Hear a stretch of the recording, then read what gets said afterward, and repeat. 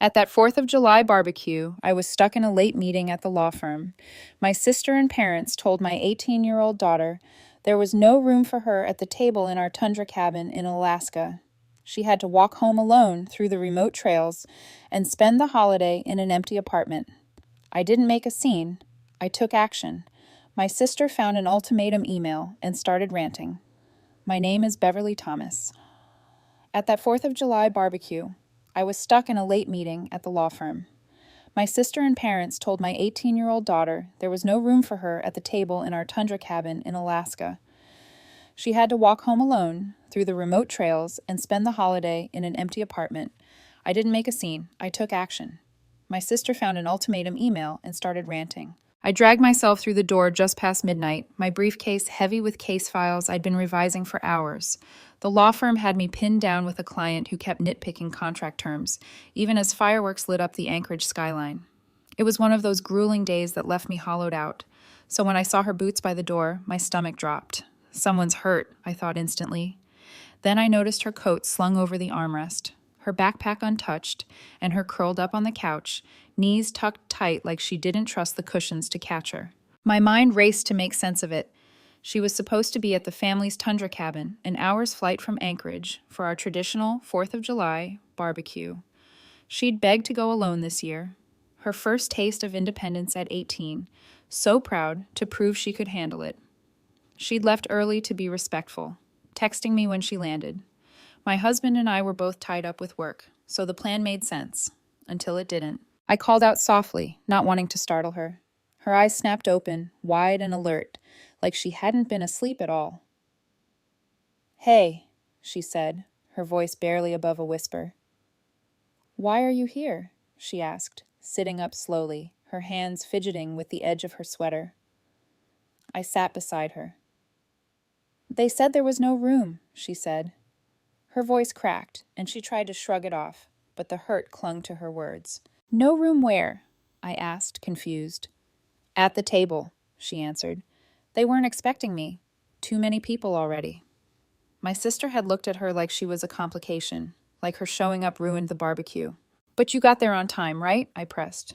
"Yeah, right on time," she said, with a dry laugh that didn't reach her eyes. My sister opened the cabin door and stared at me like I'd shown up to the wrong party. She paused, swallowing hard. "She said there wasn't a bed either, said it was too late to walk back, but they didn't know where to put me, so I left." I stared at her, my chest tightening. "Did anyone offer to get you a ride back to the airport?" She shook her head. "Nope." "Did they at least let you eat?" Another shrug. Table was full. My niece was in my usual spot. Grandpa was laughing with her like she was the star of the night. Nobody looked at me. My sister had said, "It's a full house this year," and the aunts nodded like it was obvious. She glanced at the coffee table. I made toast. I followed her gaze. A single slice of toast, cold and bent, sat on a paper towel next to half a banana. That was her 4th of July meal. Something twisted inside me. Not quite rage, but a sharp, icy feeling, like glass about to shatter. "I wasn't that hungry," she mumbled. "Not really." Her eyes started to glisten. She fought it, blinked hard, bit her lip, looked away, but the tears came anyway, slow and quiet like she couldn't stop them. "I felt like I was intruding," she whispered, "like showing up was rude." She'd brought a pie, thinking they'd have enough food, but left it behind when they sent her away. I sat closer, wrapping an arm around her. She leaned in like she'd been holding herself together out of sheer will. "I know they don't like you," she said after a moment, wiping her nose on her sleeve. "But I thought—" She trailed off. "You thought you were just the kid, not part of their issues," I finished. She nodded. "They didn't even say it meanly," she added. "It was like I was a chair they didn't have room for." I didn't sleep that night. I sat in the kitchen, staring at her backpack, still zipped, packed with care, a sweater. My sister once complimented a tin of cookies she'd baked. I opened the fridge. Nothing special inside. We hadn't planned a backup holiday. Why would we? We trusted them. But that trust broke when they looked at my daughter, my brave, sweet girl who showed up on time, with a smile, and told her, with 28 people crowded around that barbecue table, "There's no room for you." They didn't mean space. They meant her. The next morning, my husband came home while she slept. I told him everything. He stood quiet for a long moment before asking, "What do we do now?" The next morning, I couldn't shake the image of my daughter, curled up on the couch, her backpack still packed from the night before. I needed to hear every detail of what happened at that barbecue, to understand how far my family had gone. I walked into the living room where she was still sleeping, her face softer now, but marked by faint tear stains. I gently touched her shoulder. "It's morning. Let's talk more." She stirred, rubbed her eyes, and sat up, pulling her sweater tighter around her. "Mom," she said, her voice rough from the night's emotions, "I don't even know where to start." I sat beside her, ready to listen. "Start from when you got to the cabin. Everything." She took a deep breath and began, her words careful but raw. "I landed in Anchorage and took a shuttle to the Tundra cabin. Got there right on time, just as the barbecue was starting. The trails were lit by the endless summer sun, so it wasn't scary or anything. My sister opened the door and her face fell immediately. She said, 'We weren't expecting you to come alone.' But I had confirmed with Grandma last week. My sister just shrugged and said the table was full with 28 people already, including cousins and neighbors from the nearby settlement. My niece was in my usual spot, chatting with Grandpa like she was the center of attention. No one made eye contact with me, as if I was invisible. My sister added that there was no bed left, and it was too late to head back, but they didn't know where to put me. So I turned around and left without grabbing a bite. I interrupted to ask, "Did they offer any food at all?" She shook her head. "Nothing. The grills were loaded with burgers and hot dogs, but the table was packed. I saw the aunts nodding when my sister said, 'Full house this year.' It felt like they planned it that way." Her story poured out, and I felt the anger simmer a notch higher with each detail. She described how my niece laughed at jokes from the cousins while she stood there, holding the pie she'd brought. "It was like I was a ghost, Mom. Grandpa even told my niece, 'You're the life of the party,' right as I walked in." That hit me hard, because I'd paid for the plane tickets for the whole family to get to Alaska this year, the costs piling up. But I did it thinking it built unity. Now it seemed like a waste. She talked about the walk back, the trails quiet under the midnight sun, her phone battery dying halfway, so she couldn't call for help or a ride. I just kept walking, thinking about the cookies I left behind, unopened. I clenched my fists, the rage building slowly but steadily. This wasn't a simple mix-up, it was targeted exclusion, meant to send a message through my daughter. As she spoke, I hugged her tighter, feeling her body relax slightly against me.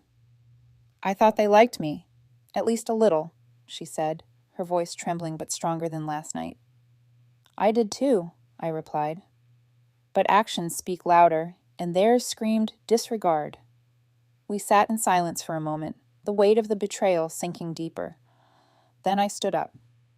"We need to think about what comes next. But first, let's get you some real breakfast to replace that toast." As I scrambled eggs and brewed coffee, my mind flashed back to the sacrifices that led here. It started when I was young, waiting tables through law school, taking shifts no one wanted, coming home with aching feet and exhaustion etched into me. My family never visited during my long hours or celebrated when I landed my first job at the firm. Instead, the calls came for help, the electric bill, a co-signed lease, or a relative's medical check that turned out fine. I never refused, until recently. A few months ago, my sister called about my niece's acceptance into a summer exploration camp in Alaska. "She's got your smarts," she said, as if it was a compliment. "This could change her life." I asked the cost. $20,000, she replied, "but it's worth it." That's where I drew the line. My daughter never attended such camps, not because she couldn't, but because she never asked, being practical and thoughtful. She wouldn't dream of demanding that money, even though she deserved it.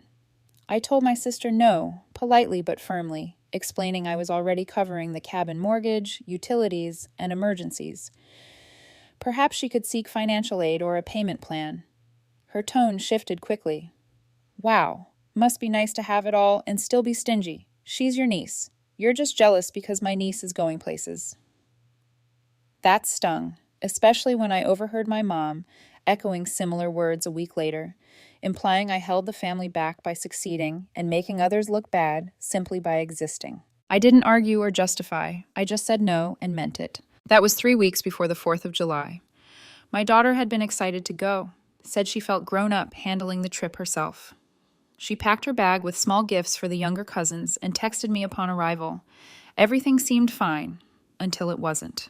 Hours later, I walked in to find fine canceled. My daughter looked up from the couch with a wobbly smile, begging me to pretend it wasn't a disaster. She told me, in a small voice, that my sister had murmured, no space at the table or anywhere else. Despite counting 28 chairs in use, a math problem with one variable, her. I listened, letting her words echo like a dropped bag. Then I wrapped my arms around her and let the silence speak. She fell asleep still in the sweater, meant to impress them. When the apartment quieted, I sat in the kitchen, staring where her holiday meal should have been. I replayed every mortgage payment, every utility bill, every just this once that became permanent. They hadn't run out of room, they'd run out of gratitude, and they'd use my daughter to deliver the message. That flipped the switch. No more explanations, no more polite talks. I didn't decide if I'd act, only how soon. We didn't speak much on the drive to the firm later, my husband beside me, his hand on my knee, grounding, not comforting, just present. That was enough. The morning after the 4th always has that hazy quiet, like the world's hung over on smoke and sparklers. I hoped the cabin was empty, but it wasn't, judging by the emails pinging in. I held the draft tight. I hadn't slept between the meeting, the scene with my daughter, the cold toast, still on the counter, uncleaned. It hummed in my brain like a fault line.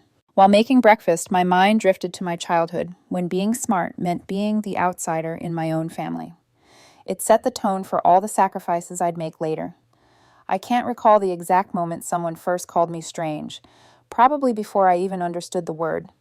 At 6, I found a broken toy car and asked to take it apart, not to be odd, but to figure out how it worked. My mom slammed her hand on the kitchen counter and snapped, "What's wrong with you, Beverly?" My sister laughed and told everyone I was trying to build a robot to scare them. I got sent to my room for upsetting her. That pretty much shaped everything. I loved puzzle books, begged for a toolkit one birthday, and talked about how engines worked during dinner. At school, I was the kid raising her hand with answers. In my family, that earned me the know-it-all label. Nobody else chased college. Most barely finished high school on their first try. I studied during commercial breaks while they watched sitcoms. By 12, my dad started joking, half serious, that I couldn't be his. "If you were mine, you'd skip books and love fishing," he'd say with a chuckle. One night I overheard him arguing with my mom, thinking I was asleep. He asked if she'd ever stepped out on him, said I didn't look or act like anyone in the family. I lay awake for hours but never brought it up. Still haven't. High school didn't change much. My sister leaned hard into her role as the family's favorite. She was loud, charming, and average in school, but a master at spinning every stumble into a story people loved. She'd cry on cue and tell anyone who'd listen. She was looking out for her awkward little sister who didn't get jokes. She'd call me Miss Fix-It in front of her friends, laughing like it was clever. When I passed the bar exam years later, she switched to Miss Moneybags. Progress, I suppose. When I earned a full-ride scholarship to college, my parents barely blinked. No celebration, no hugs. My mom just asked who I thought I'd marry, since guys apparently don't like women who outshine them. I said maybe I'd marry my career. She didn't laugh. They never gave me a dime. I waited tables through law school, picked up every late shift nobody wanted, came home with sore feet and exhaustion carved into me. To them, I was living some dream they didn't care to understand. They never visited, not once during my clerkships or when I landed my first stable job at the firm. My husband and I met during a late-night case prep, romantic if you count shared coffee and deadlines, and we scraped together a life beyond instant noodles. That's when their calls started rolling in. Could I help with the electric bill, co-sign a lease, get a lawyer friend to check on a relative's legal issue? I said yes every time, especially when my parents hit retirement age too early with nothing saved. They'd always rented, always had bad credit or bad luck. Whatever excuse fit the year. So I bought a tundra cabin in Alaska for my sister. After her divorce, handed her the keys and told her I'd cover the mortgage. It's in my name, but she lives there like it's hers. Utilities, medical bills, emergencies, I paid those too, more often than not. It wasn't just the cabin. I covered plane tickets for family trips like the one for this 4th of July barbecue. I paid for my parents' dental plans when Medicare fell short, handled random cousins' fines when they swore it was a one-time thing. I never said no. Until a few months ago, my sister called about a summer exploration camp for my niece, some elite program in Alaska. "She's got your brain," she said, like it was a compliment. "It could change her life." I asked the cost. "20,000, she answered, "but it's worth it." I paused. My daughter never asked for camps like that, not because she couldn't qualify, but because she's practical, never demanding. I told my sister no, calmly but firmly, pointing out I was already covering the cabin bills and emergencies. "Maybe look into financial aid or a payment plan." Her voice turned sharp. "Must be nice to have everything and still be so stingy. She's your niece." "Jealous because she's going places?" I heard my mom echo something similar a week later, muttering, I'd always held my sister back by being the smart one who made everyone else look bad just by existing. I didn't argue or explain. I just said no and meant it. That was 3 weeks before the barbecue. Back in the present, the smell of coffee pulled me out of those memories. My daughter was eating her eggs quietly, her face still heavy from last night. I heard the front door open and my husband walked in, his tie loosened from his own late shift. He set his bag down and looked at us, reading the room instantly. "What happened?" he asked, voice low. I told him everything. How my sister and parents turned Stephanie away at the barbecue, told her there was no room, left her to walk the trails alone. His jaw tightened, but he stayed calm, the way he always does when things get heavy. "So what's the plan?" he asked, sitting across from me. I leaned forward, my hands gripping the mug. They crossed a line. I've given them everything. Money, time, that cabin. They used our daughter to send a message. I'm done. He nodded, slow and steady. "What's your next step?" I didn't answer right away, but my mind was already working. I'd spent years bending over backward for them, thinking family meant sacrifice. But family doesn't mean letting your kid get hurt. "I'm taking back what's mine," I said finally. "Starting with that cabin." He reached across the table, his hand brushing mine. "Whatever you decide, I'm with you." That was enough. His quiet strength, no questions, just support. I knew what I had to do, and it wasn't going to be a conversation. It was going to be action. After my husband left for his shift, I sat down at the computer that afternoon and drafted the email, ultimatum, laying out the terms for my sister to vacate the cabin.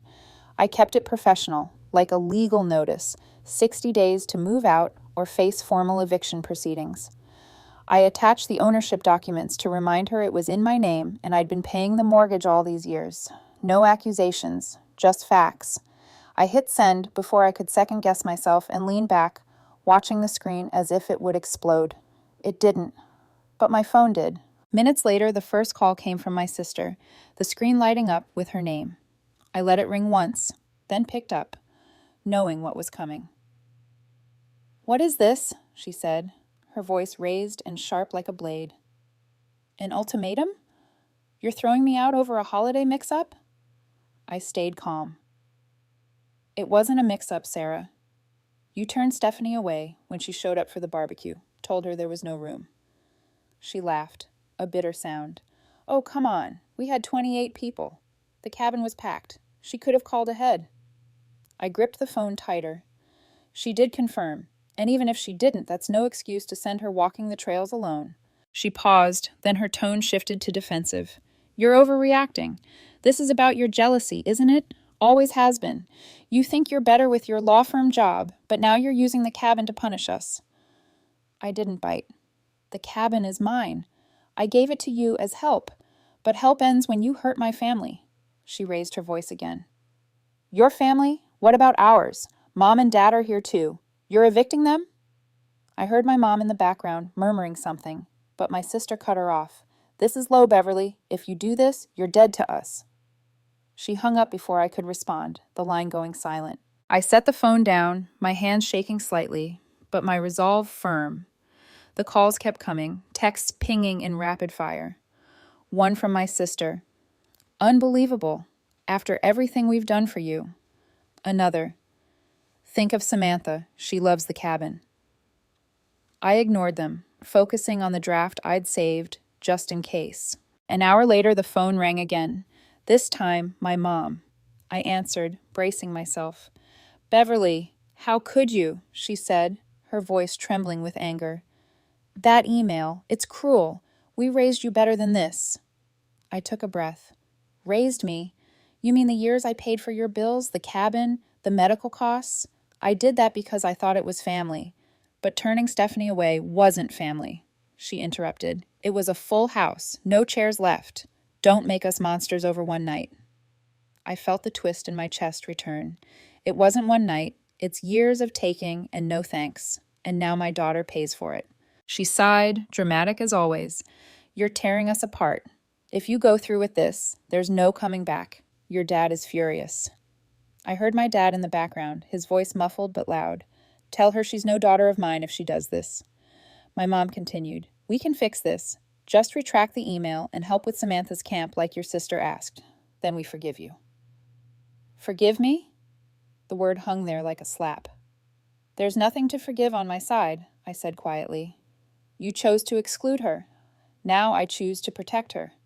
She raised her voice. Protect? This is revenge, Beverly, pure and simple. Think about your reputation. Your firm won't like this family mess. I almost laughed. My clients care about cases, not where my sister lives. Goodbye, Mom. I hung up, the phone buzzing in my hand. The afternoon dragged on with more messages. My sister sent a chain of texts, accusing me of being stingy, unappreciative of their support growing up. You were always the weird one read. Now you're the cold one, too. I didn't reply, but the words stung, echoing the labels from childhood. My mom called back twice, leaving voicemails, the first pleading, the second angry. If you evict us, you're cutting ties forever, she said in the last one, her voice cracking. I listened, then deleted them. My husband texted from work. How's it going? I replied. They're reacting as expected. Angry, no remorse. He sent back, Stay strong. We'll talk tonight. That grounded me. By evening, the phone quieted, but the weight didn't lift. I knew this was just the beginning. My sister would rally the family, spread her version of the story. But I had the facts. The cabin deed, the payment records. I wasn't backing down, not when they'd looked at my daughter and said, no room. As the sun set over Anchorage, I sat on the couch where Stephanie had slept last night.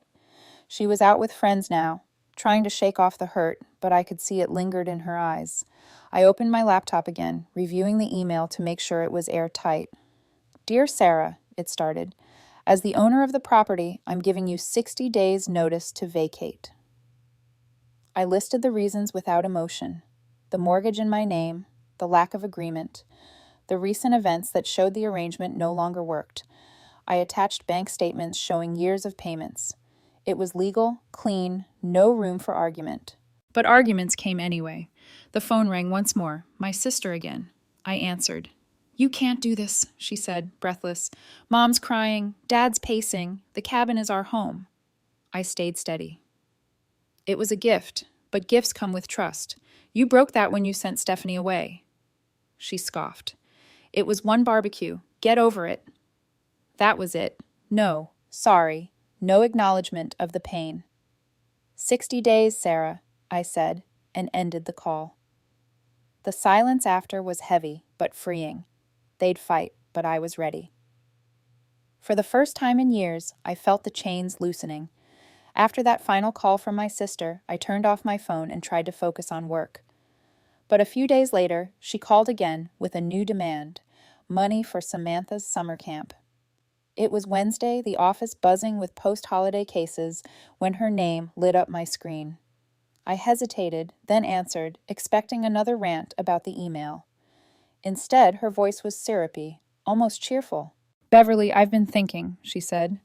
Samantha got into this incredible outdoor camp in Alaska, exploring glaciers, wildlife, the works. It's $20,000, but it's a once-in-a-lifetime shot. You're always so generous with family, so I thought you'd want to help. I nearly dropped the phone. Generous? After she'd sent Stephanie away from the barbecue with nothing but a shrug, I took a breath to keep my voice steady. Sarah, I'm already covering the cabin mortgage, utilities, and more. I can't take on another expense like that. Have you looked into financial aid? The sweetness vanished. Financial aid? You're a lawyer, Beverly. You can afford it. This is for your niece. Don't you care about her future? I gripped my desk, the familiar sting of her accusations creeping in. I care about family, but I also care about fairness. Stephanie never asked for anything like that, and you know why. I'm done helping. She scoffed. Done helping? You mean done being family? You're just jealous Samantha's got potential you can't stand. I didn't argue. No, Sarah. Find another way. I hung up, my hands shaking but my mind clear. She didn't mention Stephanie or the barbecue, not a hint of regret. By Friday, the family group chat was on fire. My sister had rallied the cousins, aunts, whoever would listen. Texts flooded in, some subtle, others blunt. One cousin wrote, "Heard you're cutting Sarah off. Pretty harsh over one holiday." Another, "Samantha's camp is a big deal. Why won't you help?" My mom sent a long message. "Beverly, you're acting selfish. Family supports family, not tears them down." I scrolled through each word like a pinprick. They painted me as cold, stingy. The lawyer too big for her roots. My sister must have spun the story, omitting how she'd turned Stephanie away, how she'd demanded money right after. I didn't respond. Engaging felt like stepping into quicksand. But the rumors spread beyond texts. A family friend mentioned seeing posts on social media, vague but pointed, about ungrateful relatives who forget where they came from. I knew who'd started it. My sister always had a knack for playing the victim, just like when we were kids and she'd cry to get her way. This time, it wasn't just about her. It was about hurting me through whispers and half-truths. I needed clarity, so I booked a meeting with a colleague at the firm, Jordan, who specialized in property law. We met Monday morning in his office, the Anchorage skyline gray outside the window. Jordan, my friend, since law school, leaned back in his chair as I laid it all out. The cabin I'd bought for Sarah, the mortgage I'd paid for 7 years, the utilities, the plane tickets for family trips like the barbecue. I told him about Stephanie walking home alone, the email ultimatum, and now this new demand for $20,000. He listened, jotting notes, his face neutral but his eyes sharp. "You've got a solid case," he said when I finished. "The cabin's in your name, payments all traceable. You sent a clear notice. 60 days is standard. If she doesn't vacate, we can file for eviction. It's straightforward." I nodded, but the weight in my chest didn't lift. "What about the family drama?" I asked. "They're calling me selfish, spreading it everywhere." Jordan shrugged. "Let them talk. You're not the one who sent a kid away from a holiday table. You've got the deed and the moral high ground." I managed a small smile. He pulled up a template for the formal eviction notice, walking me through the steps, filing with the court, serving papers, ensuring everything was airtight. "You sure about this?" he asked as we wrapped up. "It's not just a cabin, it's family." I looked at him, steady. "Family doesn't hurt my daughter and call it a mix-up, I'm sure." Leaving his office, I felt a strange mix of relief and resolve. The rumors stung, but they couldn't change the facts. I'd spent years giving, money, time, trust, only to have it thrown back when Stephanie needed them most. My phone buzzed again as I walked to my car. Another text from a cousin. "Heard you're evicting Sarah. That's cold." I deleted it without replying. At home, Stephanie was studying, her laptop open to college applications. She looked up, sensing my mood. "More family stuff?" she asked. I nodded. "They're saying I'm selfish for not paying for your cousin's camp." She rolled her eyes. "They didn't even let me eat at the barbecue, Mom. Why would you pay for anything?" Her words cut through the noise. She was right. This wasn't about fairness to them. It was about control. I hugged her, her strength fueling mine. That night, I reviewed the eviction template Jordan sent, double-checking every line. It wasn't just about the cabin anymore. It was about drawing a line, showing my family that actions have consequences, especially when they hurt the one person I'd do anything for. Sarah could spread all the rumors she wanted, but I was done being the family ATM. The next steps were clear, and I was ready to take them. A few days after meeting Jordan, my mom showed up at the apartment door, holding a printed copy of the email ultimatum. Her eyes red like I had betrayed her. It was a Wednesday afternoon, the Anchorage rain tapping against the window when the knock came, sharp and insistent. I looked through the peephole, and there she was, in her favorite fuzzy robe, clutching the paper like a weapon. I opened the door but didn't invite her in, blocking the threshold. She pushed past anyway, waving the printout. "This is it, Beverly? You're really evicting your own family?" she said, her voice raised and trembling. I stepped back, letting her enter, but kept my tone even. "It's not eviction yet, Mom. It's notice. 60 days to find something else." She laughed, a short, bitter sound. "Notice? After everything we've done for you, this is how you repay us? Tearing the family apart over one little misunderstanding at the barbecue?" I felt the anger rise, but held it in. "Misunderstanding? You told Stephanie there was no room. Sent her walking the trails alone, on a holiday. That's not little." She waved her hand, dismissing it. "We had 28 people. The cabin was full. She should have confirmed better." I crossed my arms. "She did. And even if she didn't, you don't treat your granddaughter like that." She paced the living room, her robe swishing with each step. "You're exaggerating. No one meant to hurt her. But now you're hurting all of us. Your dad is heartbroken. Your sister is panicking. How can you be so cold?" I took a breath, recalling Jordan's advice to stay factual. "Cold? I've paid for that cabin for 7 years, Mom. Mortgage, utilities, everything. I did it to help. But help has limits, especially when you hurt my daughter." She stopped and looked at me, her eyes narrowing. "Limits? Family doesn't have limits. We raised you, gave you everything, and now you send this?" She held up the printout and in one swift motion tore it in half, the paper ripping with a sharp sound. She let the pieces fall to the floor like that ended it. "There, that's done now. Retract it and pay for Samantha's camp like Sarah asked. Then we'll forgive you for this tantrum." "Forgive me?" The word hit like a punch. "You think tearing the printout voids the notice?" I said, my voice steady but firm. "It's legal, Mom. And forgiveness? You haven't even apologized for what you did to Stephanie." She straightened, her face flushing. "Apologize? For what? A crowded table? Oh, for goodness sake, Beverly, stop acting like we're villains. You're the one destroying the family, threatening your parents over nothing." I stepped closer, my words clear. "Nothing?" Stephanie showed up with a pie and cookies, excited to be there.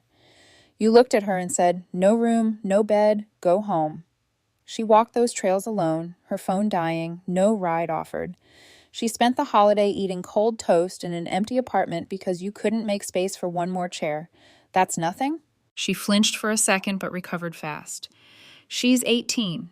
She can handle it. And the camp for Samantha. It's $20,000. But it's her future. You owe us that much after all we've sacrificed for you." I shook my head, the hypocrisy burning. "Sacrificed?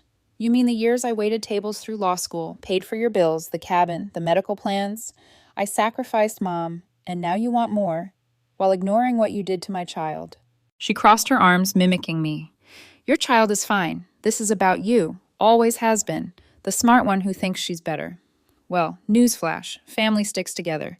If you evict us, you're no daughter of mine." The words stung, but I didn't waver.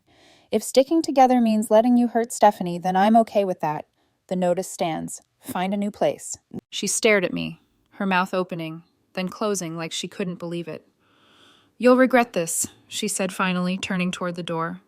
"We all will, but we'll forgive if you fix it now." I didn't move. "There's nothing to fix on my side. You chose exclusion. Now face the consequences." She left without another word, the door slamming behind her. I stood there, the torn paper on the floor mocking me, but my resolve held. They didn't ask about Stephanie, didn't express regret, just demanded forgiveness and money. It confirmed everything. I wasn't overreacting. My husband came home that evening, and I told him about the visit.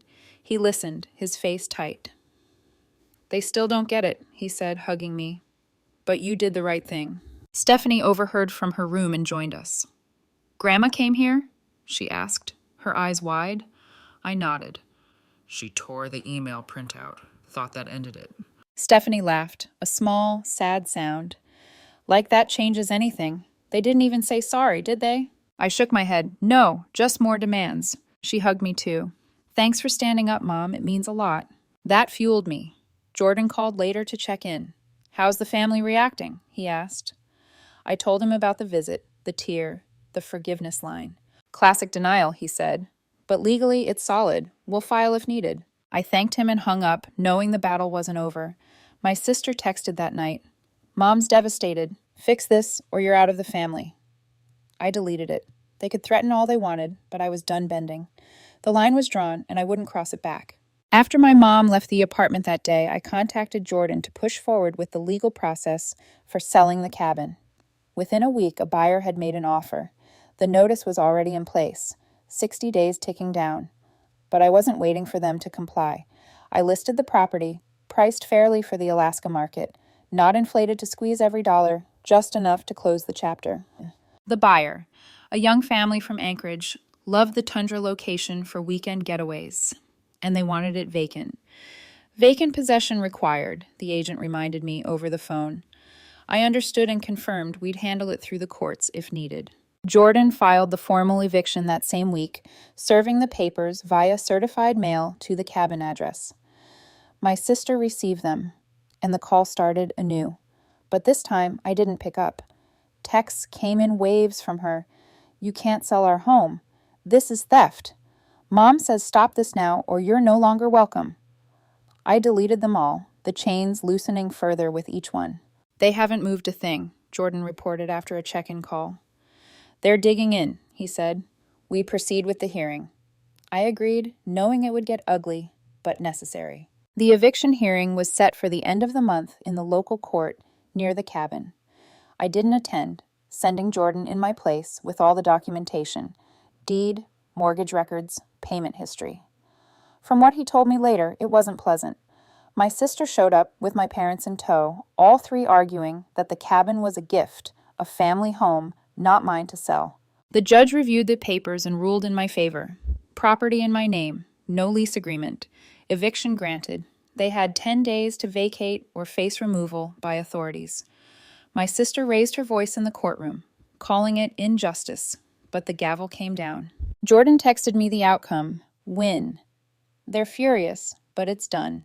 I exhaled the first full breath in weeks. The sale closed shortly after, the buyer eager to take possession. I wired the funds to my account, the money a cushion for Stephanie's college, not for them. With the cabin gone, I cut the last ties. No more mortgage payments, no utilities, no reimbursements. They got a harsh lesson in self-reliance, something I'd learned long ago. My sister took my parents in at first to her small rental in a nearby Alaska town.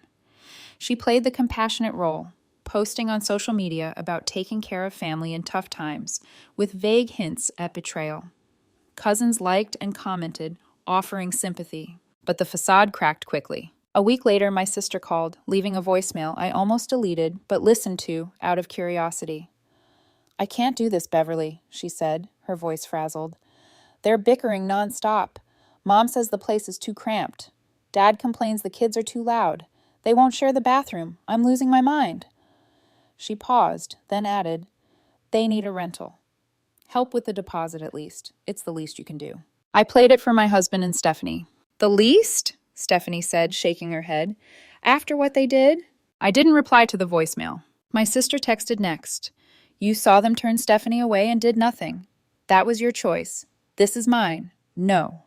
I sent back, simple and final. She hesitated in her replies, then stopped. A week later, she kicked them out too, sending them to a cheap rental nobody would envy. 2 rooms, 1 heater, a slanted front step in a rundown area. Their pensions covered basics, but the vacations, dinner parties, anniversary trips to warmer states, all gone. They reached out to extended family seeking sympathy, claiming I'd abandoned them without warning, unstable and heartless, as always. But I'd already talked to the uncles and cousins quietly, sending scanned bills, the eviction order time-stamped. One uncle replied, didn't know the full story. Wow. Another sent a thumbs up. No words needed. No one stepped in to rescue them, and I didn't either. The calls and texts slowed, but didn't stop completely. My sister tried one last time a month after the sale. The rental's falling apart. Help us find something better. I blocked the number. The freedom was tangible, like a weight lifted. You seem lighter, Mom, Stephanie said over dinner one night. I nodded. I am. No more carrying them. My husband squeezed my hand. Good. Now focus on us. And I did. The money from the sale went into her college fund, giving her options she'd never demand but deserved. The family faded into silence, their choices catching up to them. 2 years later, I sat on the porch with Stephanie, sipping iced tea under the Anchorage sun. No plans, just a peaceful afternoon. Life had settled into a rhythm I hadn't known was possible without the constant pull of family demands. Stephanie was thriving in college, studying environmental science, inspired by those Alaska trails she'd walked alone that night. The money from the cabin sale had covered her tuition and more, giving her the freedom to focus without worry. She looked at me across the table, her eyes bright. You know, I don't miss them, she said casually. Neither did I. The silence from that side was golden, broken only by occasional texts or calls I ignored. My phone buzzed. An unknown number, but I knew the pattern. I opened it without thinking. Hope you're proud of what you've done. I deleted it instantly. No hesitation, no reaction. Them again? Stephanie asked offhandedly. Probably, I replied, but they're not my problem anymore. And they weren't. They'd said no room for Stephanie at their table. Now there was no room in our lives for their cruelty, control, or manipulation. They were still in that crumbling rental, pointing fingers at everyone but themselves. From what little I heard through distant relatives, my sister had bounced between jobs, unable to keep the compassionate image she'd tried to project. My parents' pensions barely stretched for the basics. No more trips or parties. The anniversary cruise, forgotten. They reached out sporadically, blaming me for their hardships, but never reflecting on their choices. One cousin mentioned my mom complaining at a family gathering about the ungrateful daughter who abandoned us. But the sympathy had dried up. People knew the full story now. The bills I'd paid, the cabin I'd provided, the way they'd turned Stephanie away without remorse. No one rushed to help. And that was fine. The freedom tasted sweet, like the iced tea in my hand. Stephanie's success was the brightest part. She graduated top of her class, interning with a conservation group in Alaska, turning that painful walk into passion for the land. It's funny, Mom, she said one day. That night on the trails I felt so small, but it made me stronger. I nodded, proud of her resilience. My career at the firm had steadied too. No more overtime guilt from family pulls. My husband and I even took a vacation, our first real one in years, to a quiet cabin. Not theirs, but ours. Rented for peace. Jordan called occasionally to check in. Our friendship solid after the legal battles. How's everything? He asked in one call. I told him about Stephanie's internship, the calm days, and them. Still struggling, I said, but that's their path now. He paused, then said, You did the right thing, Beverly.